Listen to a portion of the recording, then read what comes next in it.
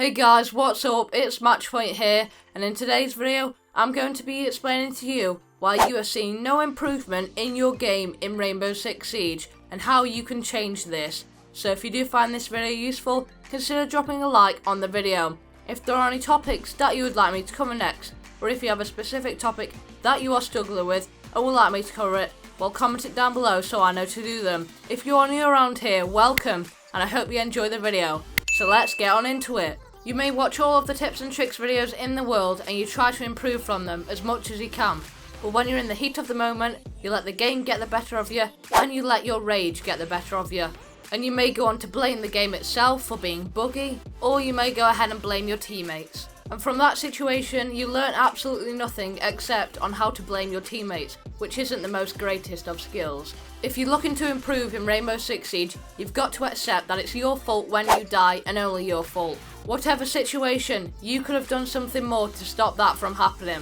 Learning from the mistakes you make is a vital way of improving in Rainbow Six Siege. For this, we're going to be using an example of spawn peeking. Let's say you get picked off at the start of the round by a spawn peek or a run out that you don't normally either check or you don't even know about. And due to you dying, you either might not think much of it and just be annoyed, or you might go ahead and rage and blame it on something else. You may feel like you got unlucky, but you have to accept that in that situation it was your fault. A, you didn't check the spawn peek. B, you should have been more alert. And overall, it was down to you. And you may be thinking to yourself, well, I don't rage.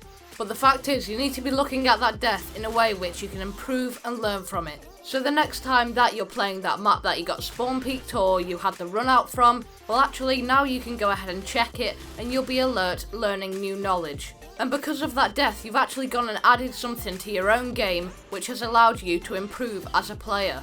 And not only this, but you can also add it into your own game. So if you're playing on defense on that map, you now have a new run out or a spawn peek that you can add to your own game, therefore widening your knowledge.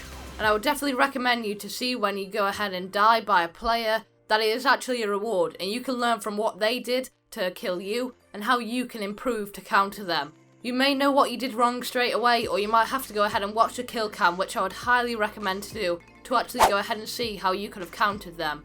And this is a very simple way of improving in Rainbow Six Siege every single round, no matter what. You need to start being more analytical and critical of your own gameplay, so that when you go ahead and get taken out, you can watch that replay back and be very critical and detailed about what you did wrong. If you can implement this into your game in Rainbow Six Siege, you'll see a massive improvement of what you're doing as a player and how you're coordinating in your team, as nobody wants a player who's going to bring the team down by being negative and putting hate on their teammates when actually it was their own fault and they could have done something else to stop that from happening. Another reason as to why you're not improving in Rainbow Six Siege is because you're not acting upon those negatives and weaknesses about your game as quick as you can. One of your teammates or yourself could have pointed it out that your positioning is lacking in many aspects, and that is something that you need to work on.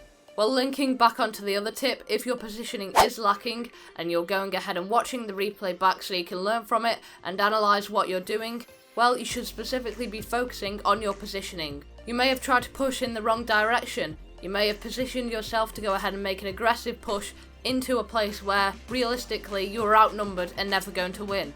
And you may have realised you should have positioned yourself in a better spot and rotated round to a different route to push from. And it doesn't just apply to spawn peeks and runouts and simple things like that. It can actually apply to many concepts, such as positioning.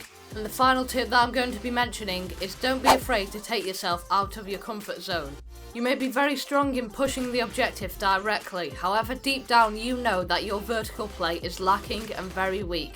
And ultimately, if you manage to learn vertical play, you would go ahead and diversify your gameplay and be able to attack from various points if one is not better suited to the objective. This doesn't mean you go ahead and ignore it because you feel fine with pushing the objective directly. Instead, you should actually implement it into your game so that you are more diversified for many situations. And even if it doesn't work well for you the first time, it may not because it's your very first time in trying this type of play. It doesn't matter, as you'll be able to see where you went wrong and how you can improve from this. And this will lead to situations where the other team has a very solid setup and you're not able to break through by pushing directly. While instead you can actually head and go and play from up top and play vertically because you have gone ahead and put yourself out of your comfort zone and diversified your gameplay. And that is going to be it for today's video, guys. I hope you have all enjoyed. If you did or you found this video useful, then make sure to leave a like on the video and subscribe for more tips and tricks like this. And I'll catch you guys in the next one. Bye bye.